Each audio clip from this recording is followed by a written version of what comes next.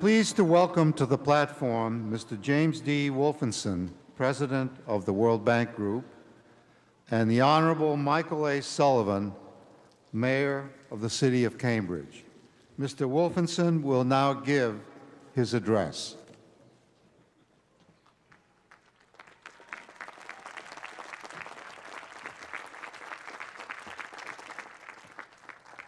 Chairman Dobeloff, President Vest, members of the corporation, the faculty, the administration, graduands, your families and friends, let me first say how deeply honored I am to be here in what is essentially a family celebration, a celebration for each of you on your achievements, a celebration at a very important moment in your lives, a moment when you are reflecting, a moment when you're looking forward.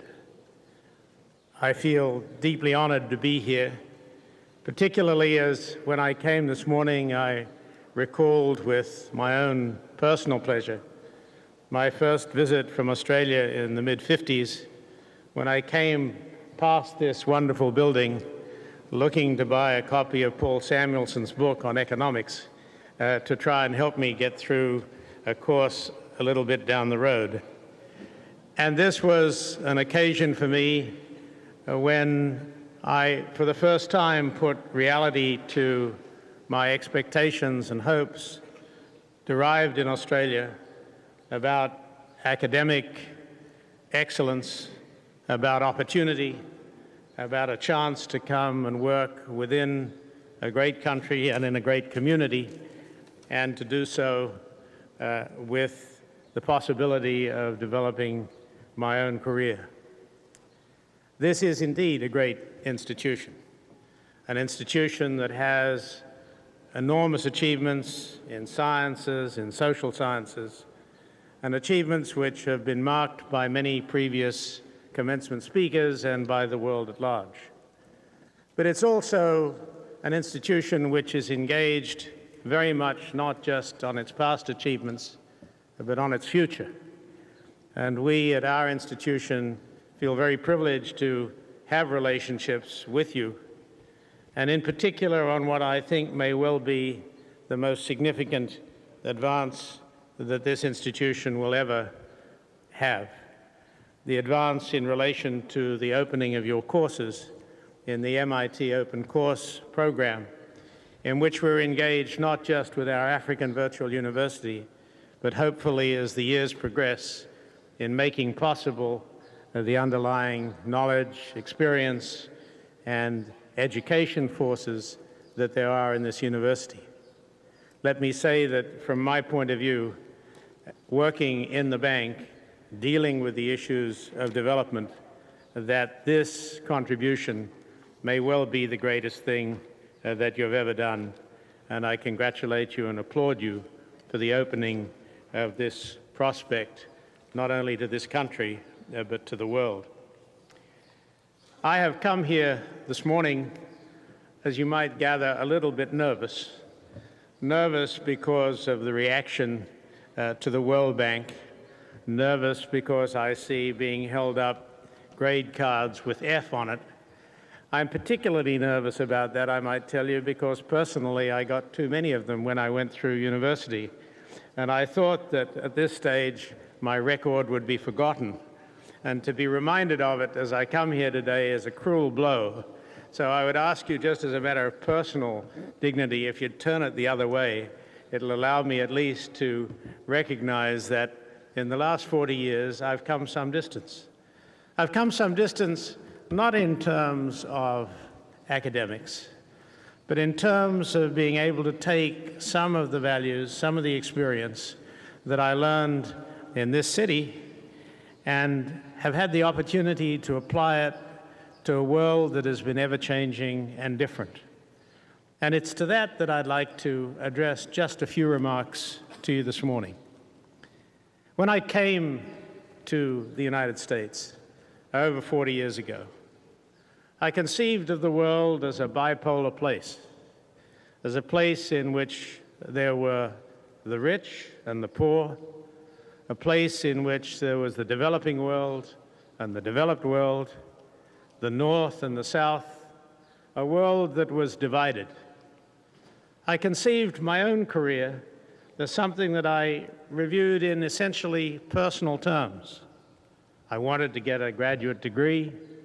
I wanted to deal with the issues of my own personal poverty. I wanted to deal with the questions of building a career. And I also thought, because I came from a distant country and I knew just a little about development, that it was the right thing, the moral and ethical thing, to take an interest in those less fortunate in the developing world. I felt comfortable on my graduation day, as I'm sure you do today in my achievements. I felt comfortable that I was behind a wall, that I had made it, and that I was now going to advance with all the sense of confidence that you get from the sort of achievements that you have remarkably made this day. And I thought of this other part of the world as being a world to which I would give part of my life, and then I'd come back and develop my life behind my wall.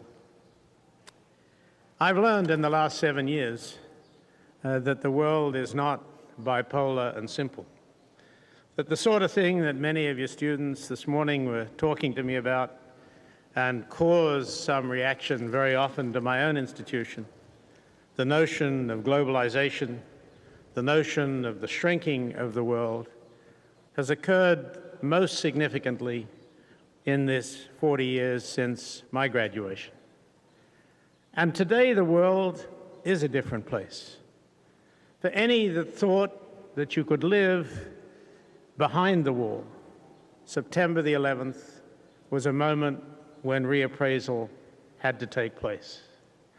This was a moment when our country, and indeed the world, was shocked and shaken to recognize that events in Afghanistan, events in distant parts of the world, events in Islam, events in those areas where people were under pressure and disadvantaged, were not issues that could be conveniently kept outside a wall, but in fact were issues that impacted on us, that are part of the developed world, that the notion of two worlds is no longer real, that whether be it environment or in health or in crimes or in migration or in drugs or in communications or in terror, issues in one part of the world become issues in another part of the world.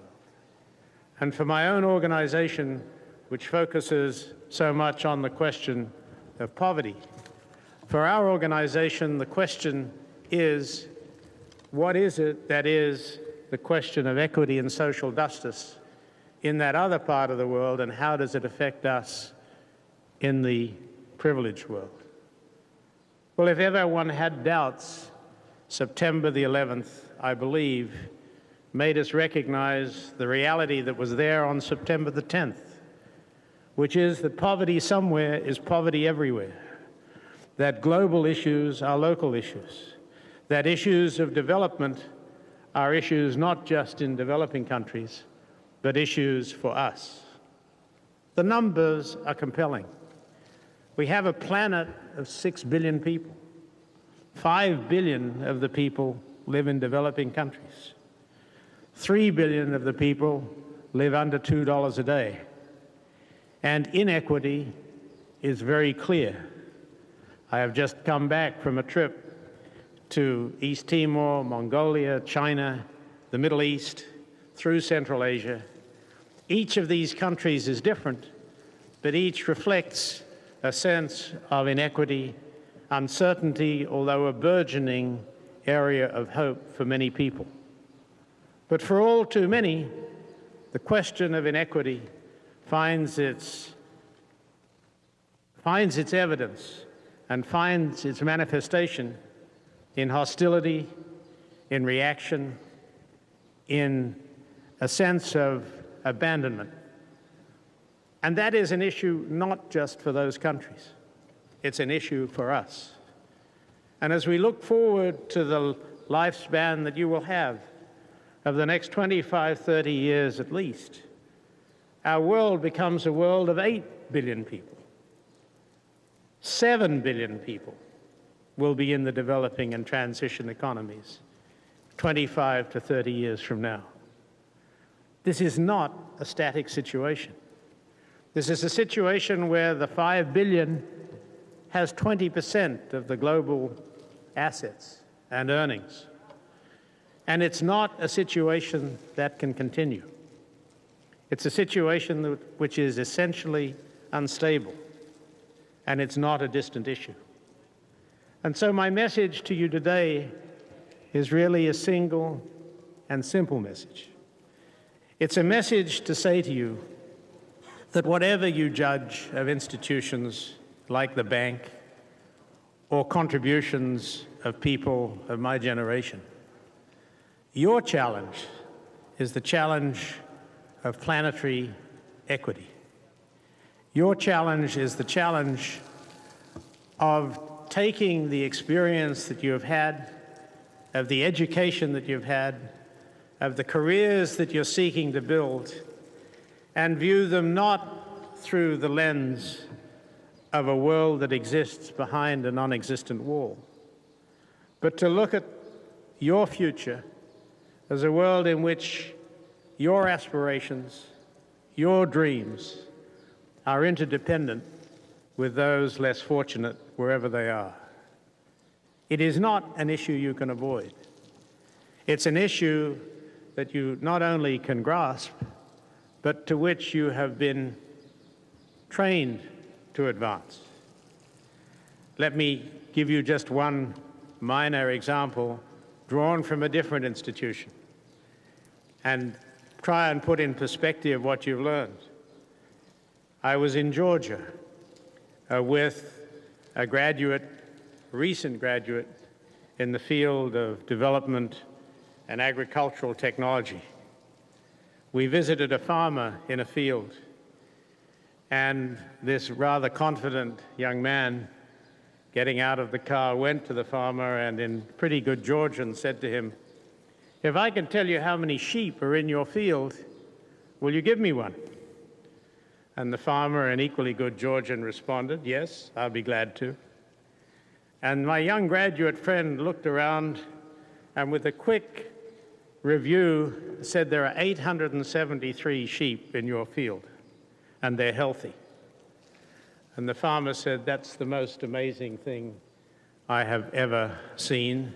You're correct. Take one." So he bent down, picked up an animal, started walking to the car when the farmer said to him,